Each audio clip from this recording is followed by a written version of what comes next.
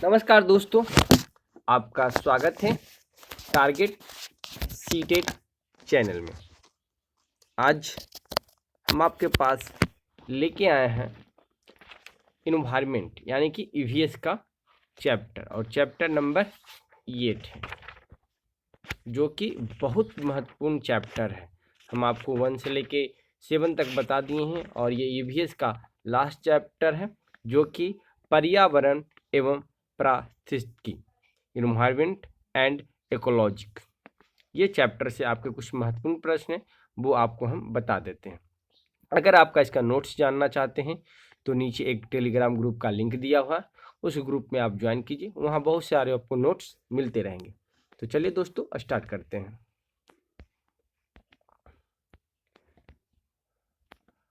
पहले प्रश्न की ओर चलते हैं, प्रश्न संख्या 1 की ओर। इन्वायरमेंट शब्द की उत्पत्ति किस भाषा से हुई है? ये लोग आप जानते होंगे कि इन्वायरमेंट शब्द की उत्पत्ति किस भाषा से हुई है, तो वो है फ्रेंच भाषा से। याद रखिएगा, कौन सी भाषा से इन्वायरमेंट शब्द की उत्पत्ति?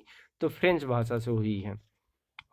निम्नलिखित में से कौन सा पर्यावरण प्राकृतिक घटक में सम्मिलित है? याद रखिएगा, निम्नलिखित में से कौन सा पर्यावरण प्राकृतिक घटक में सम्मिलित है? जल, सड़क एवं स्थल, जल एवं वायु, पार्क एवं संस्कृति, या मृदा एवं पुल। अगर आपको पता है तो आप हमें कमेंट में बता सकते हैं, नहीं पता तो हम आपको बता देते हैं कि निम्नलिखित यानी कि पर्यावरण प्राकृतिक घटक में जल एवं वायु सम्मिलित है। अगले प्रश्न की ओर चलते हैं, प्रश्न संख्या 3 की ओर। पारिस्थितिकी तंत्र की विचारधारा का प्रतिपादन किस विद्वान ने किया था? डार्विन ने या टैंसले ने? अब बताइए। पारिस्थितिकी तंत्र की विचारधारा, तो पारिस्थितिकी तंत्र की विचारधारा का प्रतिपादन टैंसले ने किया था। किसने किया था? टैंसले ने। निम्नलिखित कथनों पर विचार कीजिए। अब इस पे हमको विचार करना है कि क्या सही है और क्या गलत है। पर्यावरण मानवीय क्रियाकलाप को अप्रत्यक्ष रूप से प्रभावित करता है, बिल्कुल सही। फ्रेंच में पर्यावरण का अर्थ आस पड़ोस होता है, गलत। यानी कि सही आंसर इसका ए हो जाएगा। तो जहां देखेंगे ऑप्शन में ए, वहां हम लोग टिक लगा देंगे।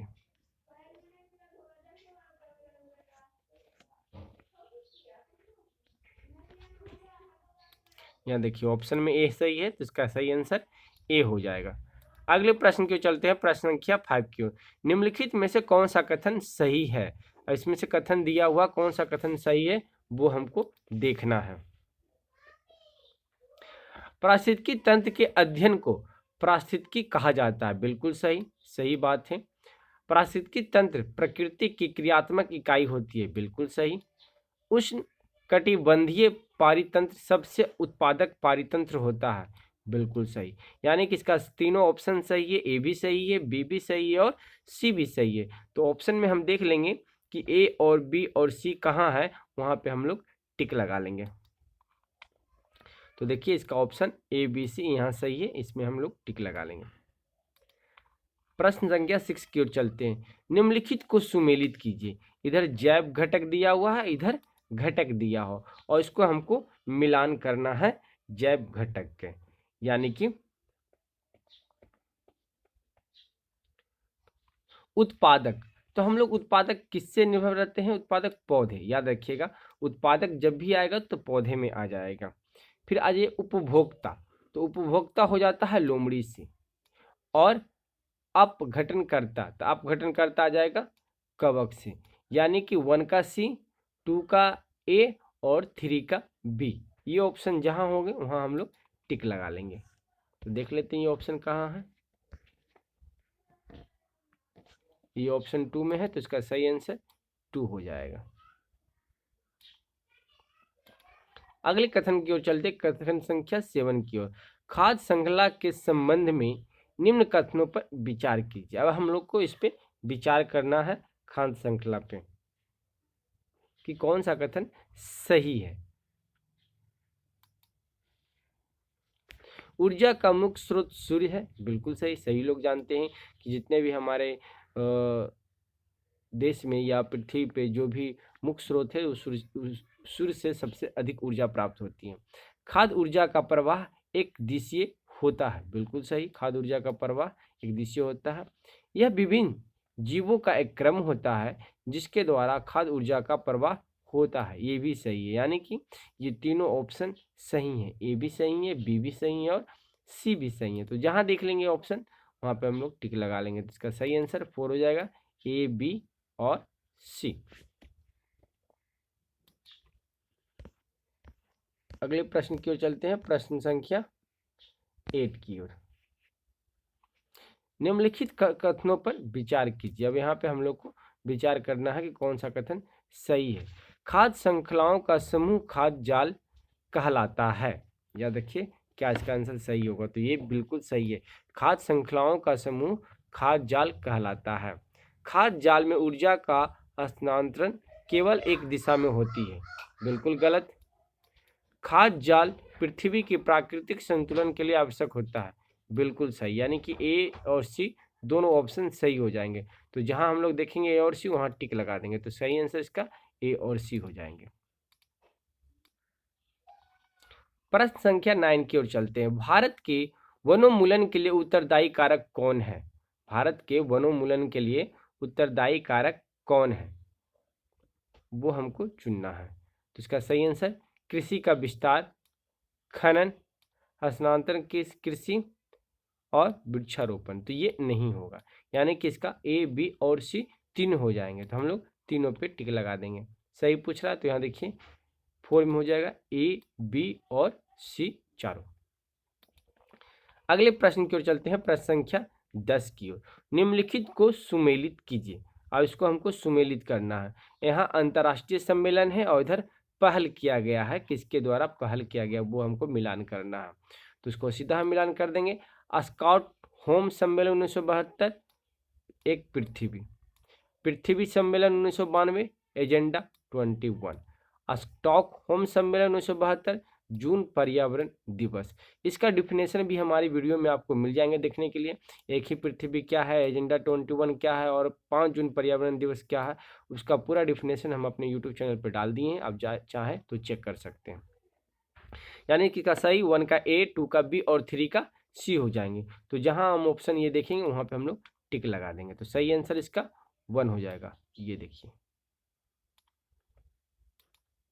अगले प्रश्न की ओर चलते हैं, प्रश्न संख्या 11 की ओर।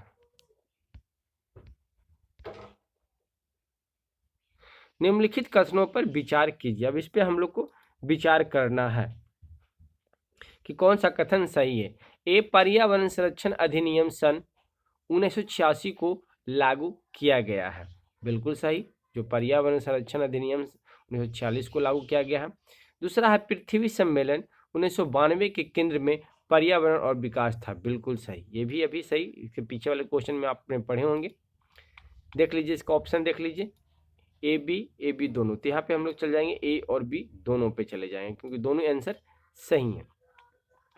12वें नंबर प्रश्न की ओर चलते हैं। 12वां नंबर प्रश्न क्या कह रहा है कि अपिको आंदोलन का संबंध किस राज्य से है?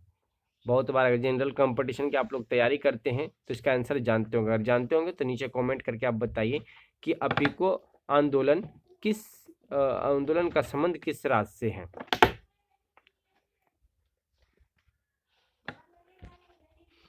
बिल्कुल सही, कर्नाटक राज्य से है। जैव विविधता दिवस कब मनाया जाता है? ये भी आप जानते होंगे कि जैव विविधता दिवस कब मनाया जाता है। तो वो 22 मई को मनाया जाता है। याद रखिएगा, जैव विविधता दिवस महत्वपूर्ण है, 22 मई को मनाया जाता है। अगले प्रश्न की ओर चलते हैं, प्रश्न संख्या 14 की ओर। वन महोत्सव किस किस माह में मनाया जाता है? याद रखिएगा, वन महोत्सव किस किस माह में मनाया जाता है? जुलाई और जनवरी, जुलाई और फरवरी, जुलाई और मार्च, जुलाई और अप्रैल। वन महोत्सव याद रखिएगा जो मनाया जाता है जुलाई और फरवरी महीने में। निम्नलिखित को सुमेलित कीजिए। अब हमको सुमेलित करना है। इधर दिवस दिया हुआ है, इधर तिथि दिया हुआ है, इसको हमको मिलान करना है। तो पृथ्वी दिवस कब मनाते हैं हम लोग? तो 22 अप्रैल को। पर्यावरण दिवस 5 जून को। पर्यावरण संरक्षण दिवस, तो वो कब हो जाएगा 26 नवंबर को। और प्राकृतिक दिवस 3 नवंबर को, याद रखिएगा। यानी कि 1 का बी एक बार पढ़ लीजिए। पृथ्वी दिवस 22 अप्रैल, पर्यावरण दिवस 5 जून, पर्यावरण संरक्षण दिवस 26 नवंबर और प्राकृतिक दिवस 3 अक्टूबर। तो ये ऑप्शन जहां देखेंगे वहां पे हम लोग टिक लगा लेंगे, यानी कि 1 का बी, 2 का ए। तो इसका सही आंसर 2 हो जाएगा। 1 का 2, बी का 1 और 4 का सी और 3 का डी। अगले प्रश्न की ओर चलते हैं। इसी चैप्टर से अब आ गया विगत वर्षों में पूछे गए प्रश्न, यानी कि इस चैप्टर से अब तक कितने प्रश्न पूछे जा चुके हैं वो प्रश्न आप लोग देख लीजिए। इसी चैप्टर से, मात्र इस चैप्टर से विगत वर्षों में पूछे गए प्रश्न। किसके नेतृत्व में चिपको आंदोलन को बल मिला?